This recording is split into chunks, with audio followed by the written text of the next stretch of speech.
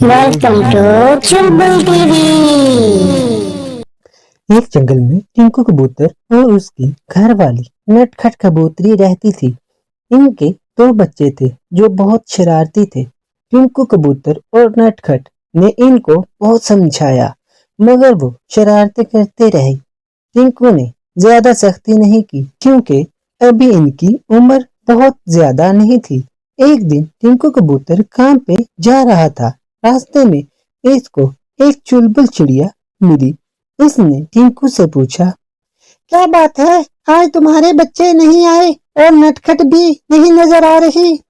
टिंकू ने कहा, वो आज बच्चों के पास ही रुक गई है। बच्चे अभी ज्यादा बड़े नहीं, अपना ख्याल नहीं रख सकते, इसलिए नटखट इनके पास रुक गई।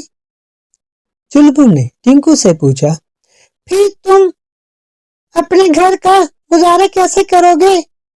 टिंकू ने चुलबुल से कहा, तो हम क्या कर सकते हैं, इसके बगैर कोई हल नहीं। ये कहकर टिंकू अपने काम की तरफ चल पड़ा। कुछ दिन ऐसे ही गुजर गए। टिंकू अब बहुत मुश्किल हालात में घिर गया। इसकी आमदन में बहुत ज्यादा कमी हो गई और घर का गुजारा करना बहुत मुश्किल हो गया। टिंकू के बड़े बेटे ने अपने बाप की परेशानी को महसूस किया और अपने छोटे भाई को समझाने लगा। देखो छोटे भाई, हमारी वजह से हमारे माँ बाप बहुत मुश्किल में पड़ गए हैं। हमको इनके लिए कुछ करना चाहिए। छोटे ने अपने भाई से पूछा, हमारी वजह से वो कैसे बड़े भाई? फिर इसके बड़े भाई ने अपने छोटे भाई से कहा, जब हमारी माँ और बाप दोनों काम पे जाते थे तो हमको हर चीज खाने को मिलती थी, मगर हमने ना समझी से काम लिया और इनकी कोई बात ना मानी।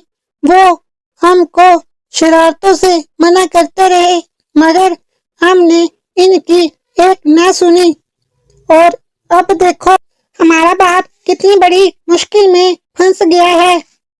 अब हमको करना ये है कि हम इनसे कहें कि अब हम कोई शरारत नहीं करेंगे और इनकी हर बात मानेंगे। वो दोनों बेफिक्र होकर काम पर जा सकते हैं।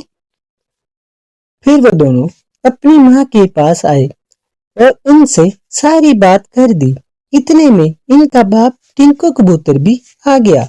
उसने नटखट से पूछा, क्या बात है, सब इकट्ठे हुए पड़े हो? बच्चों ने फिर से कोई शरारत की है क्या? नटखट ने टिंकू से कहा, नहीं नहीं, ऐसा कुछ नहीं है। आज तो ये दोनों बहुत अच्छे हो गए हैं। ये मुझसे कह रहे हैं। नटखट ने टिंकू को पूरी बात बता दी। टिंकू कबूतर ने अपने दोनों बच्चों को शाबाश दी।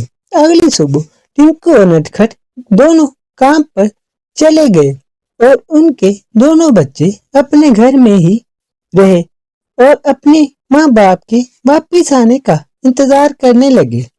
शाम को जब वो वापिस आए तो उन्होंने देखा कि इनके बच्चे आराम से घर में ही इनका इंतजार कर रहे हैं। कुछ ही दिनों में इनके हालात ठीक हो गए और इनकी जिंदगी में फिर से बहार आ गई।